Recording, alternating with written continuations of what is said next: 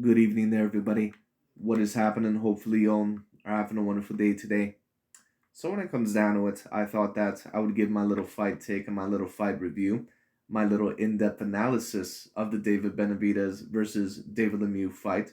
And I did not give my fight prediction on this fight, unfortunately, and I do apologize for that because I had completely forgot that this fight was really even happening.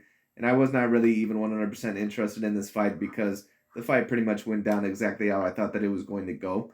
I did think that this fight was going to last maybe a little bit longer, maybe around 7 to, let's just say, 8 rounds. You can maybe even argue that that's a lot a bit longer, but I did not think that David Lemieux was going to last in this fight. I think that David Lemieux, first of all, is a natural middleweight. I think that even at middleweight, that he was a very, very flawed fighter.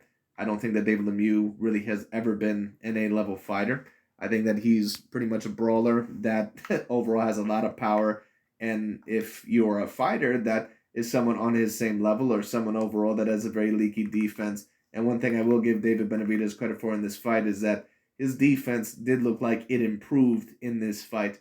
But David Benavidez, what I will say is that I thought that it was a very, very good performance, even a great performance if you want to say it that. But I only really say that certain fighters have great performances if I think that the fighter that they're fighting, in my view, is really worth fighting. And David Lemieux, in my opinion, not only do I believe that he's a little bit over the hill, not only do I think that he's not really going to win any official belts in any weight classes at the current moment in time, but I don't think that David Lemieux ever was really an A-grade fighter to begin with.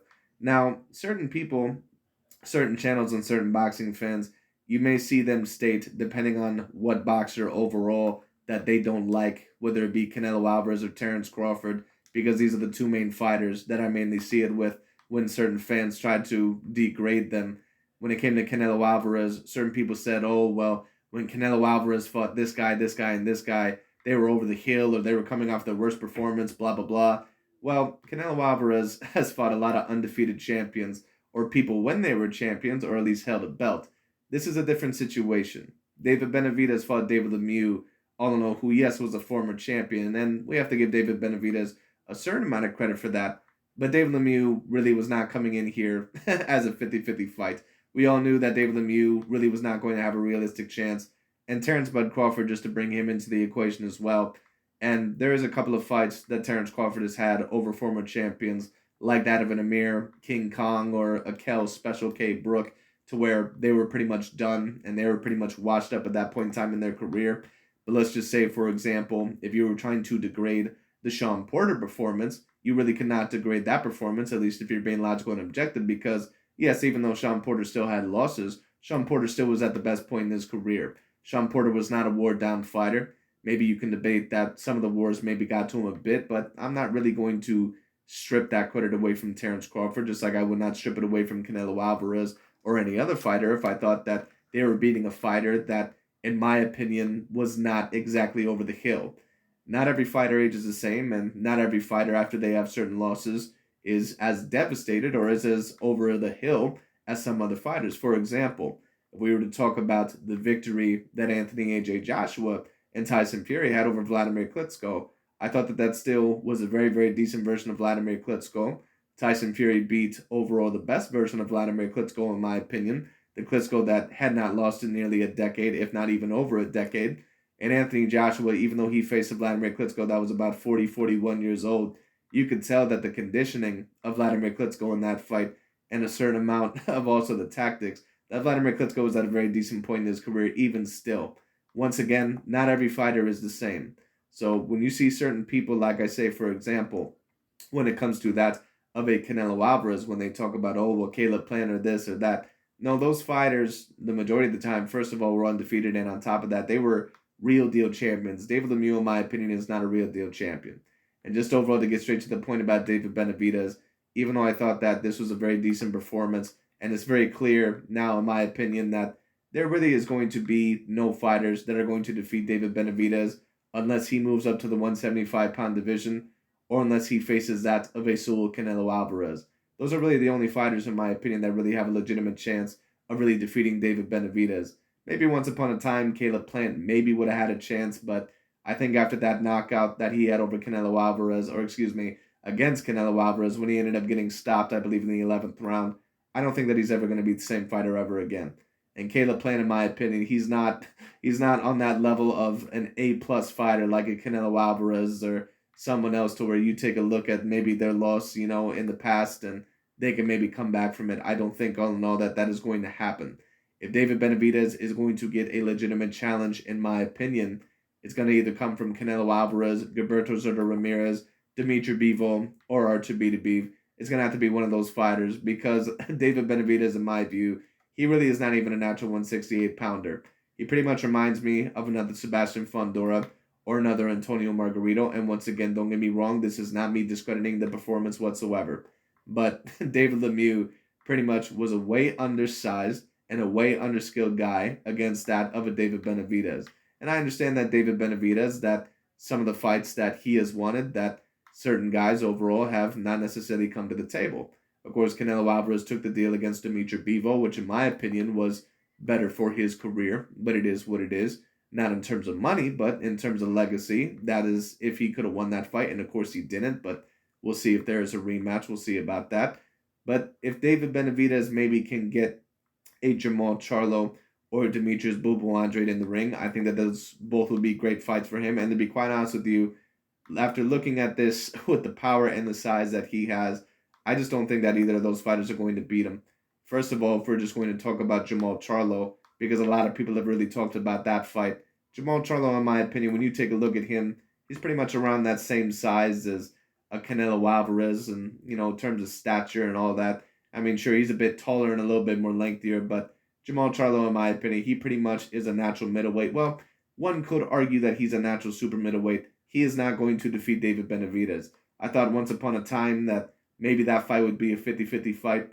But if you really take a look at Jamal Charlo in some of the biggest fights of his career, he just does not throw enough punches, in my opinion. He does not have the feet, in my opinion. Even though he has very, very good power, I think that the power and I think that the size and the constant pressure of David Benavidez, I think that it really would get to Jamal Charlo. And I think that Jamal Charlo, if he is going to defeat David Benavidez, he would have to land somewhat consistently and he would have to pull out a performance in his career that he really has never done in his whole entire career.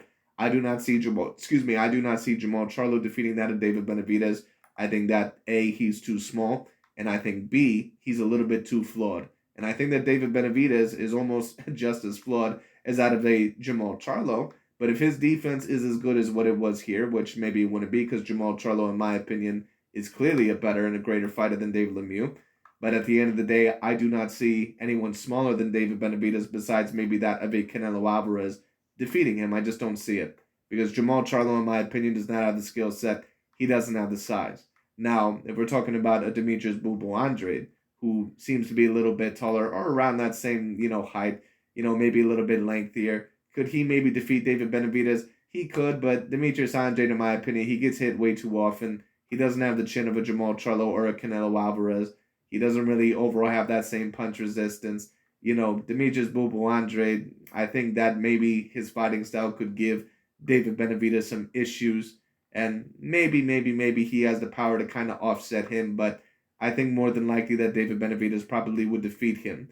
So if Demetrius Boo Andrade and Jamal Charlo are going to make a run at David Benavidez, I think that they're very, very good matches. But I think, unfortunately, for the both of those fighters, I think that they more than likely would find themselves falling short. Maybe Demetrius Boo Andrade, just because of his length and size, maybe he could find a way against David Benavidez. But Jamal Charlo, I don't see him having a realistic chance. I just don't. I don't think that Jamal Charlo would fare very well at 168 if that was a very fresh division. I don't think that he would have even favored very well against Billy Joe Saunders and Caleb Plant. And if he's fighting a natural light heavyweight, which in my opinion, David Benavidez pretty much is, I don't think that he's really going to win very many rounds in that fight. But I could be wrong. We'll see what happens. Anyways, when it comes to Mr. David Benavidez, we will see if eventually he does get that big fight that he eventually is yearning for. Of course, he did mainly want the Canelo Alvarez and Jamal Charlo fights. I do not believe that the Canelo Alvarez fight is going to happen at the current moment in time, because I think that Canelo Alvarez is more than likely going to want a rematch with Dimitri Bivol, probably at 175. And hopefully for Canelo Alvarez's sake, he makes adjustments, but we'll end up seeing what happens.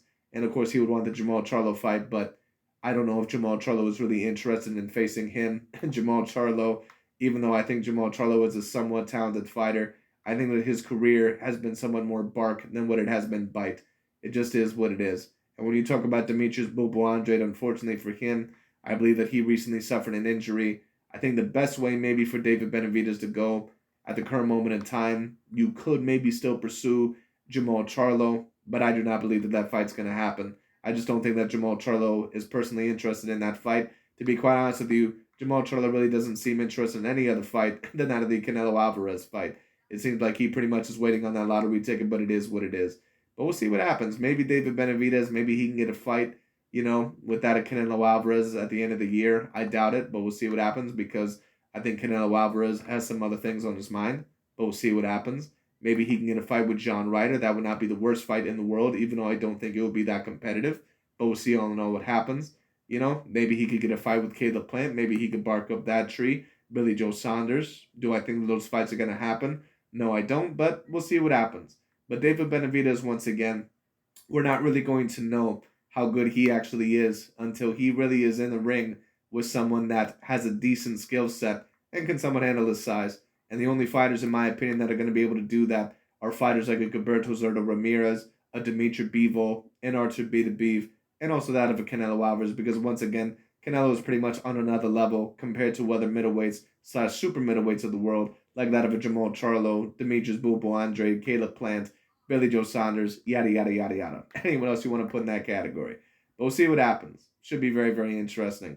But anyways, congratulations to Mr. David Benavidez. Thought it was a very, very decent performance. The fight pretty much went exactly how I thought that it was going to go. Maybe thought that it was going to last a little bit longer, but I'm not really shell-shocked because I don't think David Lemieux was ever really that good of a fighter, and I do believe that he's slightly over the hill, but it is what it is. Anyways, very great performance by Mr. David Benavidez. Hopefully he does get a very big fight that he has so long yearned for for a few years now, but we'll see what happens. Anyways, that's right about it for today. Thank you so much for watching. I'll talk to you all later.